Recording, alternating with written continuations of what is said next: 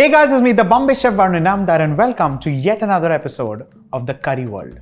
By now you'd have realized that I'm showing you, or I'm rather introducing you to different curries from different parts of the world. Today is yet another curry, and this one is from India. It's silken, smooth, luscious, gorgeously rich, just like its name, Reshmi Chicken Curry, which literally translates to silken. Let's begin.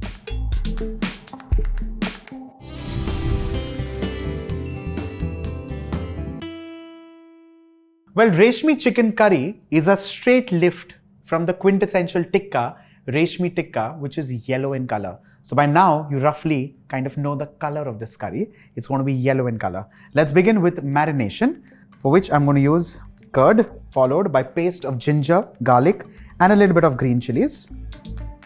Moving on to kasuri methi, which is lightly roasted, followed by garam masala powder.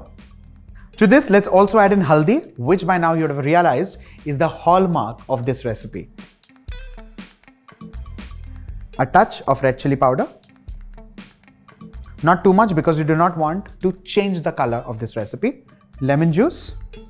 Ensure that you collect all the seeds, because like I always say, you don't want surprises in anyone's mouth. Well, if you would have realized by now, in a lot of ways, these are the same ingredients that are also used while making the tikka. The change will begin after the marination. To this, let's add in salt. Do not add salt keeping the curry in mind. For now, add salt only keeping the chicken and its marination in mind. Salt, of course, can be added later. Let's mix all this well. In case you feel like making this a day prior, make this, keep it refrigerated, covered, and you can make it when you have your guests literally ringing your doorbell. The chicken is now mixed well with the marinade. Allow this to marinate for 20 minutes.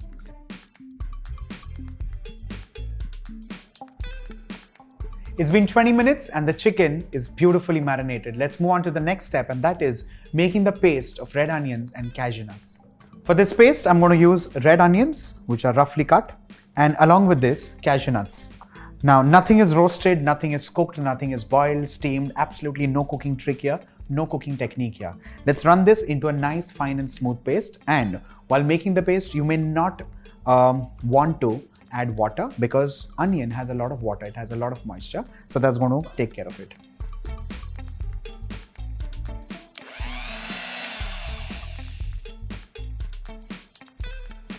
With this, our smooth paste is done and ready. Let's begin with the cooking process. I'm going to heat oil in a wok.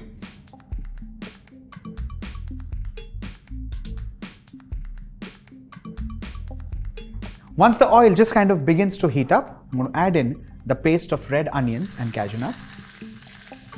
To this, I'm also going to add in bay leaves and stir this for like 30 to 40 seconds.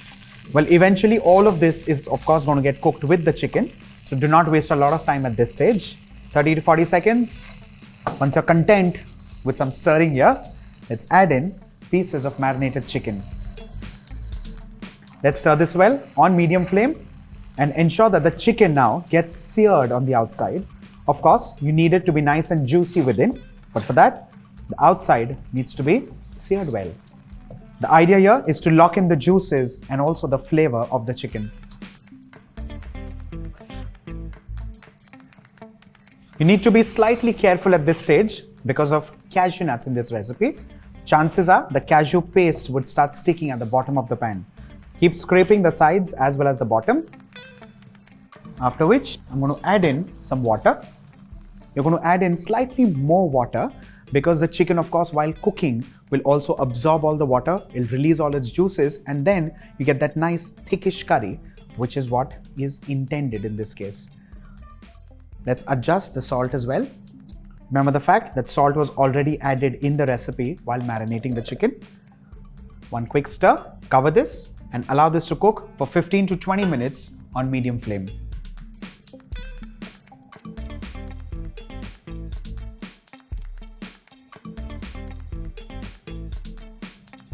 It's been 20 minutes. Let's have a quick check. The gravy, of course, has become nice, thick, rich and luscious. It's also nice and silken, exactly like the name, Reshmi.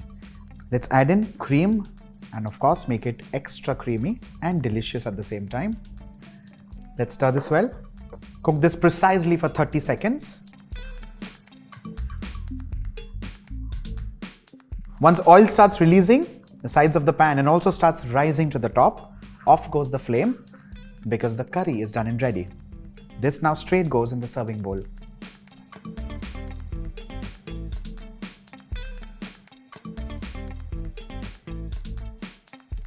Last but not the least, a little more of cream. And finally, some green chilies. With this, your Reshmi chicken curry is done and ready. Make this for your family, make this for your friends, and see them smiling back at you. This goes wonderfully well with paratha, naan, or roti. A little bit of butter, and that's all that you need. On that note, stay tuned for more such quick, simple, and stunning recipes, and continue watching the Curry World. Bye for now.